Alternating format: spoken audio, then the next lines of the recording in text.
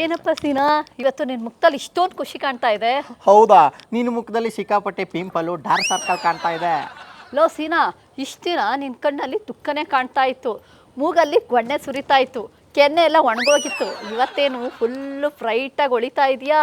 ನನ್ನ ಖುಷಿಗೆ ಕಾರಣ ಇದೆ ಮೀನಾ. ಏನೋ ನಿನ್ನ ಖುಷಿ ಕಾರಣ? ಮೀನಾ, ಯಾವ ಕೆಲಸ ಮಾಡಿದ್ರೆ ನಮಗೆ ಪುಣ್ಯ ಬರುತ್ತೆ ಹೇಳು?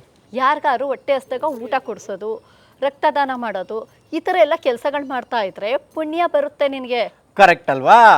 ಹೌದು. ಸಡನ್ನಾಗಿ ಸಿಕ್ಕಾಪಟ್ಟೆ ಪುಣ್ಯ ಪಡ್ಕೊಬೇಕು ಅಂದರೆ ಏನು ಮಾಡಬೇಕು ಗೊತ್ತಾ? ಏನು ಮಾಡಬೇಕು? ಬದುಕಿದಾಗಲೇ ಯಾರಿಗಾದ್ರೂ ಒಂದು ಕಿಡ್ನಿ ಒಂದು ಕಣ್ಣು ದಾನ ಮಾಡಬೇಕು ಗೊತ್ತಾ? ಅಬ್ಬಾಬಾಬಾ, ಎಂಥ ಕತರ್ನಾಗ ಐಡಿಯಾ ಕೊಡ್ತಿದ್ಯಾ ಮೀನಾ. ನೀನೇ ಆ ಕೆಲಸ ಮಾಡಿಬಿಡು.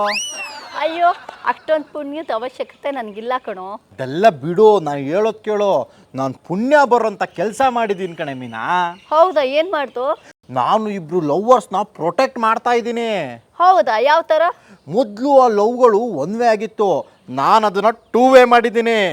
ಏನು, ಲವರ್ಸ್ನ 2 ವೇ ಮಾಡಿದ್ಯಾ ನಿಜವಾಗ್ಲೂ? ಹ್ಞೂ ಕಣೆ, ನಿನಗೆ ಯಾಕೆ ಡೌಟು? ಮತ್ತಿನೇನು, ಇಷ್ಟು ದಿನ ಆದರೂ ನಿನ್ನ ಮುಖಕ್ಕೆ ಒಂದು ಹುಡುಗಿನ ಲವ್ ಮಾಡೋಕ್ಕಾಗ್ತಾ ಇಲ್ಲ, ಅಂಥದ್ರಲ್ಲಿ ಬೇರೆ ಲವ್ನ ಸಕ್ಸಸ್ ಮಾಡ್ತೀಯ ಅಂದ್ರೆ ನನಗೆ ನಂಬಕ್ಕೆ ಆಗ್ತಾ ಇಲ್ಲ. ಮೀನಾ, ಅಷ್ಟು ಚೀಪಾಗಿ ನನ್ನ ಬಗ್ಗೆ ಮಾತಾಡೋಕೆ ಹೋಗ್ಬೇಡ. ನಾನೀಗ ಅವ್ರ ಲವ್ಗೆ ಏನೇನೆಲ್ಲ ಬೇಕು ಅದನ್ನೆಲ್ಲ ಅರೇಂಜ್ಮೆಂಟ್ ಮಾಡ್ಕೊಟ್ಟು ಬರ್ತಾ ಇದ್ದೀನಿ. ಅಂದರೆ ಯಾವ ಥರ?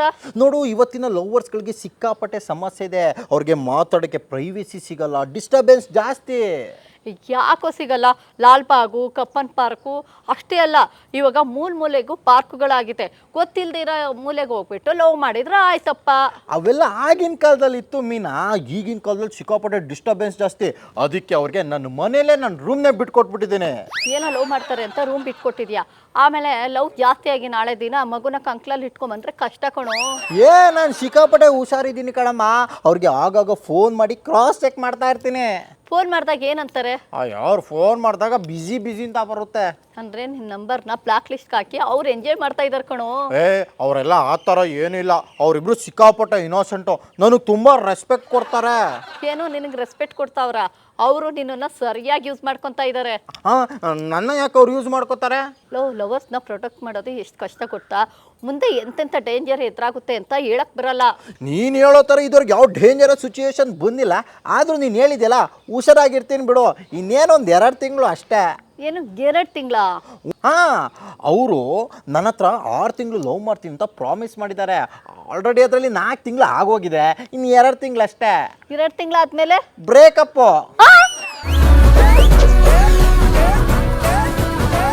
ಖಿಲಾಡಿ ಜೋಡಿ.